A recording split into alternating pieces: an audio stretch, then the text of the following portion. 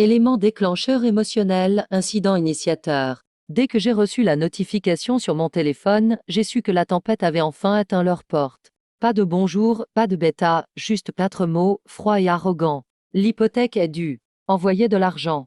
Je l'ai fixé du regard pendant une longue seconde, assez longtemps pour que des années de souffrance enfouies se transforment en moi comme une serrure qui s'ouvre. Il s'attendait encore à ce que je les sauve. Il pensait encore que j'obéirais. Il n'avait aucune idée de ce que je savais déjà. Le contexte a permis d'établir la relation. Avant, je croyais que la loyauté était simple. Donner, soutenir, se sacrifier. Mes parents m'ont élevé selon ce scénario. Tu es l'aîné le la plus fort le la plus fiable. Mon frère, le fragile, l'avenir, l'élu. Je me souviens du jour où il a abîmé ma voiture et où ils m'ont réprimandé pour ne pas lui avoir inculqué le sens des responsabilités.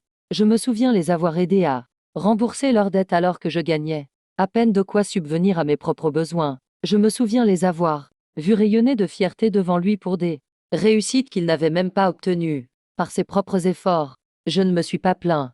Je n'ai pas remis en question ma famille. Je me répétais sans cesse que la famille, c'est l'endurance, mais que l'endurance a ses limites. Découverte de la trahison. Tout a commencé par des murmures. Un ami avocat a appelé. Question étrange. Il a dit, pourquoi tes parents n'ont-ils désigné que ton frère comme bénéficiaire dans leur testament? Ton nom n'apparaît pas. Le monde ne s'est pas effondré. Il a simplement basculé, silencieusement, définitivement. Je n'ai pas réagi. Je n'ai pas crié. J'ai juste écouté. Leur maison, leurs terres, leurs économies. Tout ce que j'avais contribué à entretenir, à financer et à protéger, promis à un seul fils, le cadet, le chouchou. Mon nom n'avait pas disparu par erreur. Il avait été effacé. Le lendemain, je leur ai rendu visite. Ils se comportaient normalement, riant, discutant, me demandant comment allait mon travail. Pas la moindre trace de culpabilité. C'est là que j'ai compris. Ils ne pensaient pas avoir mal agi. Et c'est à ce moment-là que j'ai senti une froideur plus intense que la colère s'installer en moi. La lucidité. Un changement de perspective. La planification stratégique commence. Je ne les ai pas confrontés. Pourquoi gaspiller mon énergie avec des gens qui n'écoutaient jamais?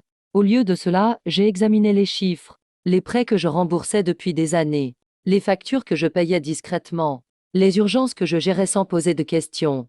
J'ai tout arrêté, silencieusement, sans effort, comme j'ai appuyé sur un interrupteur. Et puis j'ai attendu. Cela a pris 28 jours. L'exécution du plan. Quand l'argent s'est arrêté, leur routine s'est effondrée en premier. Mon frère est parti en 2 semaines. Apparemment, l'indépendance ne lui convenait pas quand son grand frère ne payait plus la facture. Les factures se sont accumulées. Les services publics ont été coupés. L'hypothèque, oh, cette hypothèque sacrée, a commencé à les étouffer. Ils ont contacté des proches. Tout le monde était en difficulté. Ils ont contacté des amis. Tout le monde aurait voulu pouvoir les aider. Alors, ils se sont tournés vers moi. Bien sûr, ils ont essayé d'appeler. J'ai laissé sonner. Ils ont essayé d'envoyer des messages vocaux, supprimés. Finalement, ils ont envoyé un SMS, non pas avec remords, non pas avec un souci de responsabilité, mais avec espoir. Les hypothèques versent de l'argent comme si de rien n'était. Point culminant et confrontation. J'ai finalement répondu, non pas avec colère, non pas avec des insultes, non pas avec des explications, juste une capture d'écran. Le document légal que mon avocat m'avait envoyé, une copie de leur transfert de propriété, surligné, signé, tamponné, clair comme de l'eau de roche. Et en dessous, j'ai tapé « Vous avez déjà choisi ton fils. Demande-lui de payer ». Pendant une minute entière, il n'y eut aucun signe de vie. Puis leurs messages affluèrent, frénétiques, bafouillant des excuses. On ne voulait pas dire que c'était compliqué. Tu as mal compris. On pensait que tu comprendrais.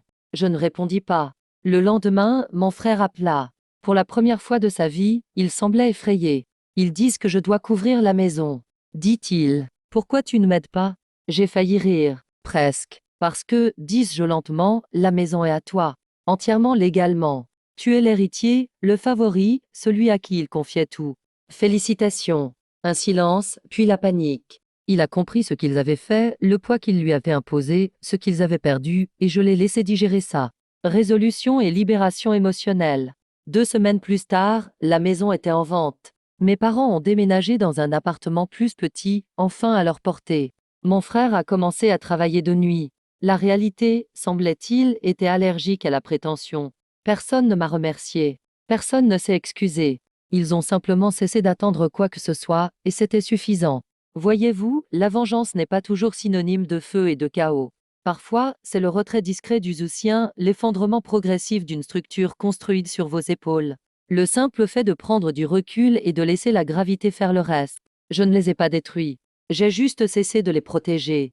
Et d'une certaine manière, cela a tout changé.